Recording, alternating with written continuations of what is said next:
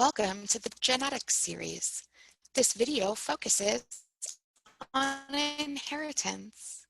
At the end of this video, students should be able to understand how genes are inherited and describe simple Mendelian principles. Gregor Mendel was an Austrian monk who is known as the father of genetics. He studied pea plants after noticing their tremendous diversity in varied visible characteristics. These plants have seeds that are various shapes and internal color, as well as different flower color, height, pod shape, pod color, and pod placement. These pea plants are self-fertilizing, containing both parental reproductive organs, making them incredibly easy to breed. In addition, with the flowers being large, the sex organs allow access to the pollen on the anther for insemination via the sticky stamen, allowing the sperm a direct path to the ovule inside the ovary. It also creates a mechanism for cross-pollination or hybridization, requiring only simple manipulation by the grower. The DNA found within our chromosomes is inherited or passed on from parent to offspring. Each chromosome is made up of genes. Genes are simply the unit of heredity. For example, in bacteria, their genes are things like lactose metabolism and tryptophan synthesis. The human genome, or DNA, is diploid, which means it contains 2 copies of each chromosome. One chromosome is inherited from mom through the egg, and the other is inherited from dad via the sperm. During meiosis, gametes are formed, with each gamete being haploid, or half of our original chromosome number, yielding 23 chromosomes. Since each chromosome carries only 1 copy of the gene, either the gene copy from mom or the gene copy from dad is found in the sperm or egg cell that is formed. This concept is called segregation of alleles. In humans, we see genes for things such as eye color, height, freckles, curly or straight hair, 6 fingers, dimples, and other traits. A trait is a physical expression of a gene. Sometimes these genes we study are visible, although many times their expression is internal or not noticeable to the naked eye. The trait or characteristic we see has 2 options. For example, either option A, the individual has freckles, or option B, the individual has no freckles. Options for the trait are called alleles. Alleles are the heritable segment of a gene passed on from parents to their children. During gametogenesis, the gametes each carry only 1 allele for each gene. This is known as the law of segregation. Because the alleles are randomly assigned into each gamete, there's tremendous variability among them. This randomization of allele assignments leads to Mendel's second law, known as the law of independent assortment. The self-fertilization of pea plants over multiple generations leads to true breeding strains of plant.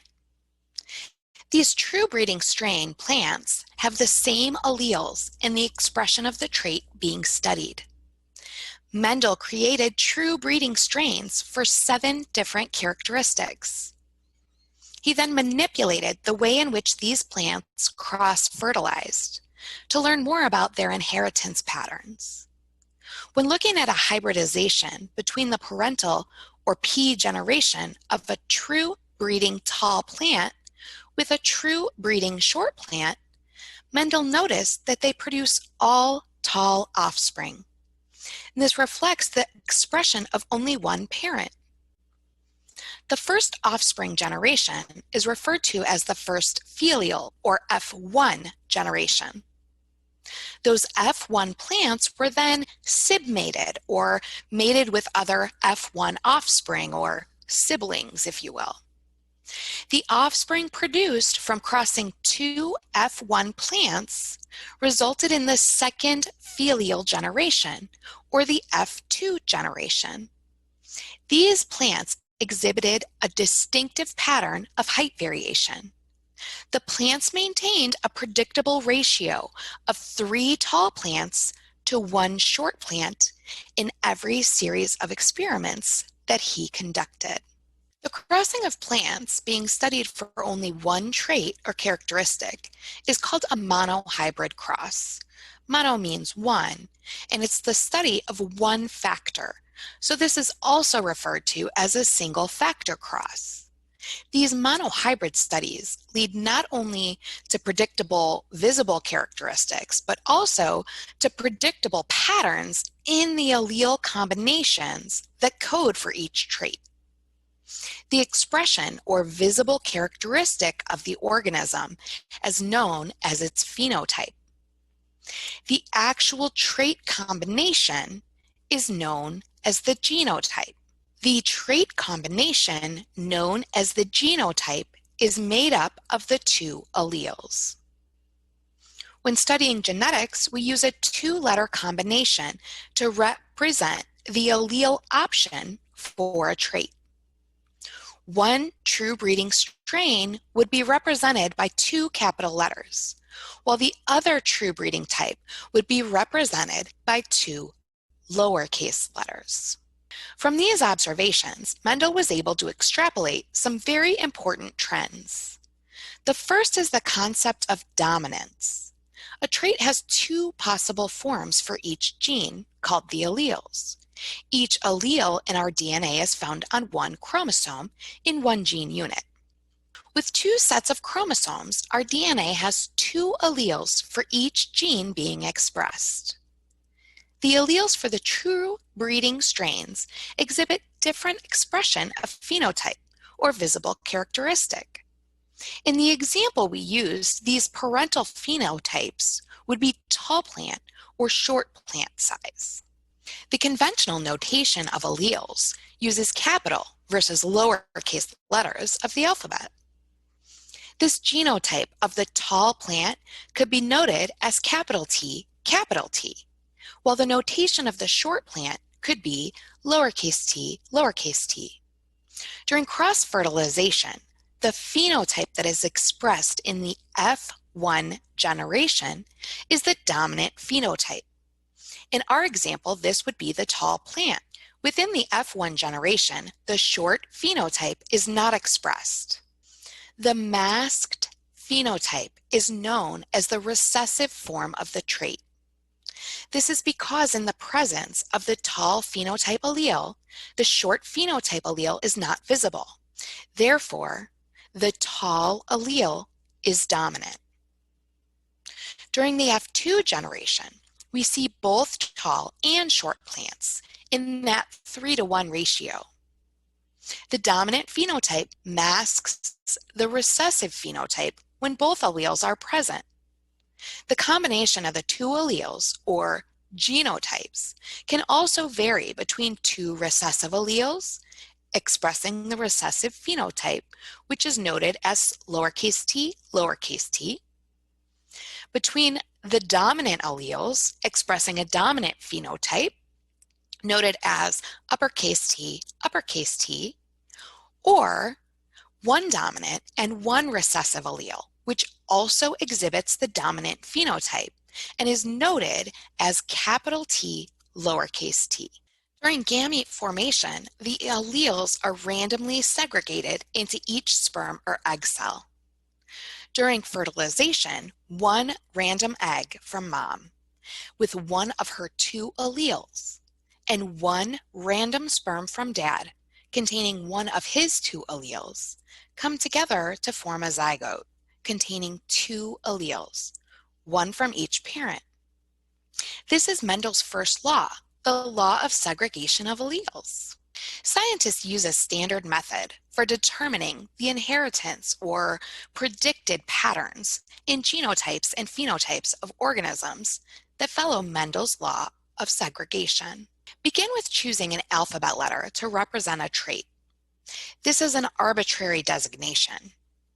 Use an alphabet character with a different upper and lowercase shape. For example, because big O and little o look the same, don't use O. Same with letters like Z, X, Y, W, M, P.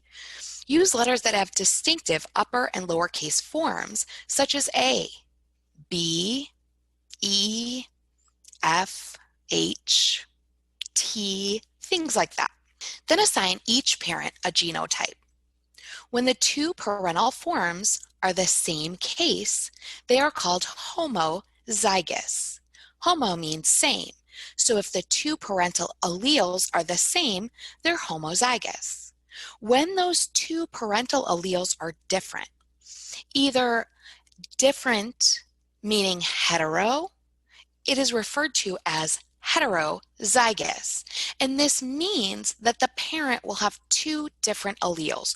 One would be uppercase and the other would be lowercase. In our example with the plants, all of the tall plants were dominant, and so we would organize the parental generation as homozygous dominant and depict their genotype with capital T, capital T. The other plant, the short other parent, would be homozygous recessive, and we would depict that as lowercase t, lowercase t. When we cross those two parents, we get 100% tall plants, but their genotypes were not the same as either parent. They become a heterozygote containing one allele from each parent so that their genotype becomes big T, little t.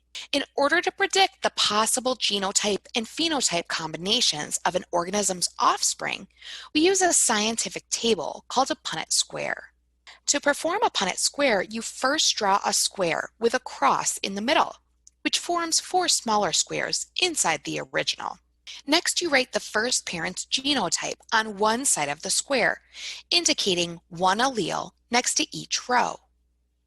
Then you write the second parent's genotype across the top with one allele above each column. Now you fill in each allele letter into its subsequent boxes. The parental allele above each column fills in the 2 boxes below it with its allele letter in the correct case. The parental allele next to each row fills in the 2 boxes next to it with its allele letter in the appropriate case. Finally, you can determine the genetic probabilities of the genotype and phenotype of the offspring. Students should be able to indicate the patterns or simple Mendelian inheritance patterns. Students should be able to differentiate between monohybrid and dihybrid crosses. Students should be able to understand the difference between dominance and recessiveness. Students should be able to describe the difference between homozygous and heterozygous. And students should be able to understand Mendel's first and second laws of inheritance.